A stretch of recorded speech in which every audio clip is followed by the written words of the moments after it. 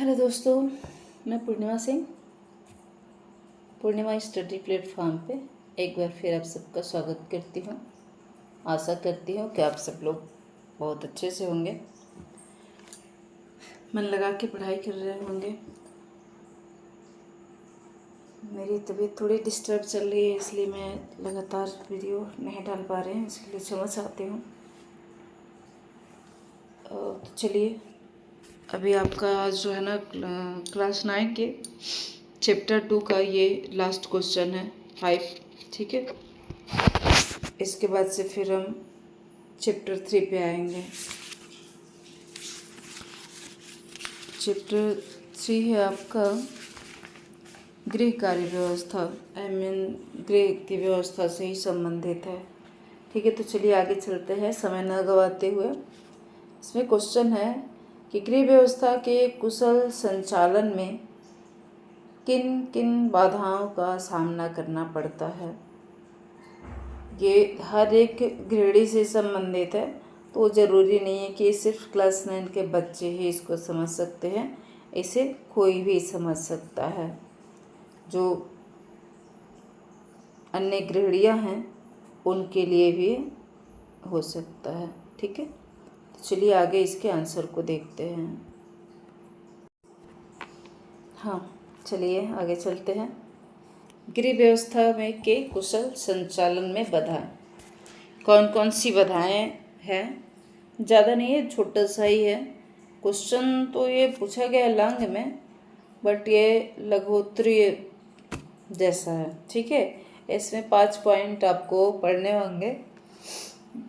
चलिए आगे चलते हैं। 5 पॉइंट है पारिवारिक समन्वय एवं अनुशासन का अभाव, लक्ष्यों के ज्ञान का अभाव दूसरा, और तीसरा है उपलब्ध साधनों की अनभिज्ञता, पांचवा है कार्यकुशलता की कमी, चौथा है कार्यकुशलता की कमी, और पांचवा है विभिन्न समस्याएं और उनका समाधान। तो चलिए आगे चलते हैं। एक कुशल गृहिणी अपने गृह व्यवस्था को बड़े व्यवस्थित ढंग से पूर्ण करती है। यानी कि कोई भी गृहिणी जो है अपने कार्य को व्यवस्थित ही करना चाहती है। नियंत्रण कार्य मूल्यांकन के द्वारा उसमें परिवर्तन करके अधिक सफलता भी प्राप्त करती है, परंतु गृह संचालन की व्यवस्था करना अत्यंत कठिन कार्य है, जिसमें प्रायः गृहिणियाँ सफल नहीं हो पाती। इस सफलता के कारण जो है निम्नलिखित हैं, तो चलिए उनका वर्णन किया जाए। पहला है पारिवारिक समन्वय एवं अनुशासन का अभाव। यदि परिवार के सदस्यों में आपसी समन्वय एवं अनुशासन का अभाव होता है, तो परिवार के सभी सदस्य उत्तम गृह व्यवस्था के नियमों को ताक पर रख कर अपने इच्छा अनुसार काम करने लगते हैं। क्या बोला गया है कि यदि परिवार के सदस्यों में आपसी समन्वय एवं अनुशासन का अभाव हो, तो यानी कि हर एक घर का एक नियम होता है कि सुबह से लेकर के शाम तक कौन क्या करेगा, कैसे करेगा। आपको रसोई में घर जाना है तो बिना नहाए जाना है कि नहा के जाना है, पहले कौन सा काम करना है, बाद में कौन सा काम करना है। ऐसा तो नहीं है कि पहले हम भोजन बना ले फिर बाद में नाश्ता करना है। तो हर एक सबका एक नियम होता है। कुछ परिवार में ऐसा होता है कि सब लोग जो है अनुशासन में नहीं रहना चाहते हैं। जैसे कि कुछ घर ऐसे होते हैं, जैसे कि मेरा ही घर था, वहाँ पे सब जो है माता जी की बात एकदम सुनना ही सुनना था। माता जी जो नाश्ते में बना दी, और उसमें कोई कुछ नहीं कह सकता है कि मैं ये नहीं खाऊंगा, मैं वो नहीं खाऊंगा। जो बना है वो सबको खाना है। हाँ, दूसरे दिन आपके अनुसार आपका बन जाएगा, जो कि फिर भी सबको खाना होगा, ये नहीं कि सिर्फ आपको खाना होगा, ठीक है। तो यह एक नियम होता है कि नहीं, जो घर में बना है वही सबको खाना है। तो इच्छा अनुसार काम करने का मतलब कि जैसे हमने नाश्ता बना दिया पर किसी को कुछ पसंद नहीं, उसने वो मैगी बना के खाने लगे, कोई कुछ बना के खाने लगा। तो इस तरह से आप जो भी व्यवस्था कर रहे हैं नाश्ते की, तो आपने तो सबके लिए बनाया, पर उसमें से कुछ लोग मैगी बना के खाना, कुछ तो आखिर नुकसान हुआ ना, आपका समय भी गया। चलिए आगे चलते, जिसके फलस्वरूप कार्यकुशलता का अभाव रहता है और पारिवारिक कलह की स्थिति उत्पन्न हो जाती है। अतः स्पष्ट है कि पारिवारिक अनुशासन व समन्वय के अभाव में गृह व्यवस्था में भी अनेकों बाधाएं उत्पन्न हो जाती हैं। चलिए आगे चलते हैं। लक्ष्यों के ज्ञान का अभाव। मैंने हमारा लक्ष्य क्या है इस बात का अगर ज्ञान हमें नहीं रहता है तो इस वजह से भी दिक्कतें आती हैं। प्रत्येक परिवार में कुछ मुख्य लक्ष्य होते हैं। कुछ गृहिणियाँ परिवार के लक्ष्यों को समझ नहीं पाती कि कौन सा कार्य किस समय किया जाए। उदाहरण के लिए भोजन की व्यवस्था के समय कपड़े धोने का कार्य, जैसे हमने आपको ऊपर बताया, ठीक है, तो कपड़े धोने का कार्य करना।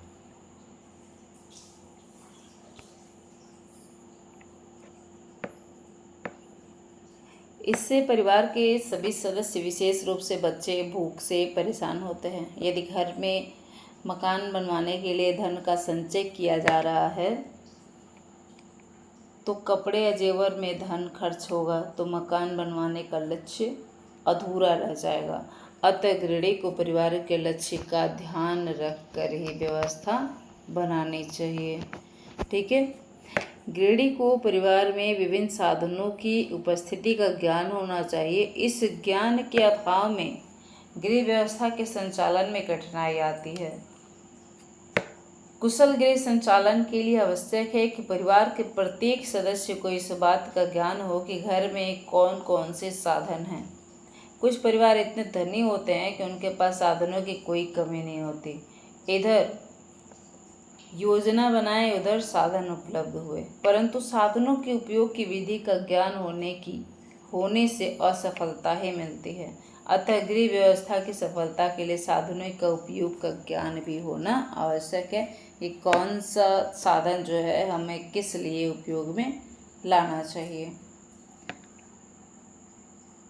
चलिए आगे चलते हैं।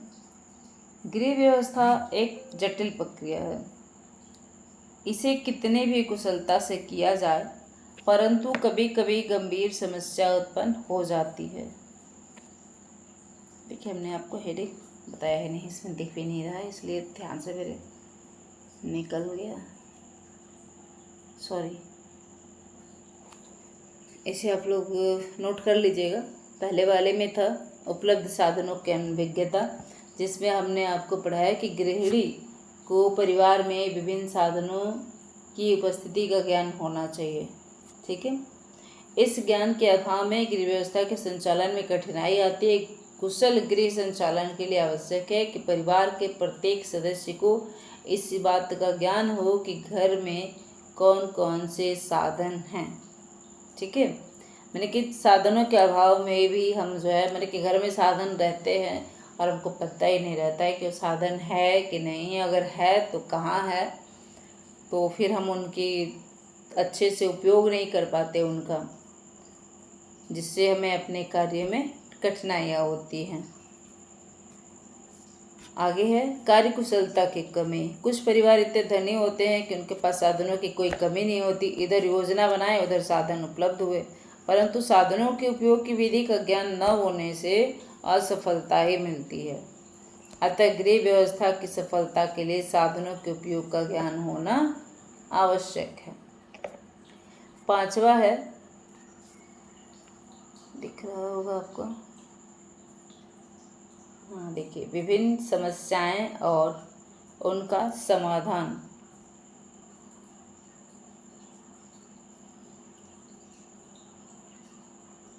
गृह व्यवस्था एक जटिल प्रक्रिया है। गृह व्यवस्था एक जटिल प्रक्रिया है। इसे कितनी ही कुशलता से किया जाए परंतु कभी कभी गंभीर समस्याएं उत्पन्न हो जाती हैं।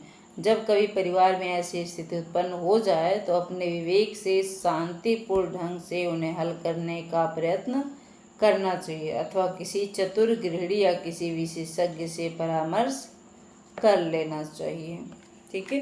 तो ये रहा आपका चैप्टर 2 का 5वां क्वेश्चन। वीडियो अगर अच्छी लगे तो प्लीज़ लाइक, सब्सक्राइब एवं शेयर ज़रूर कीजिएगा।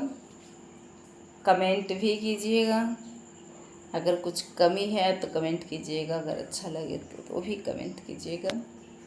आप सबका बहुत बहुत धन्यवाद कि आप लोग अब तक मेरे साथ बने रहें। Thank you.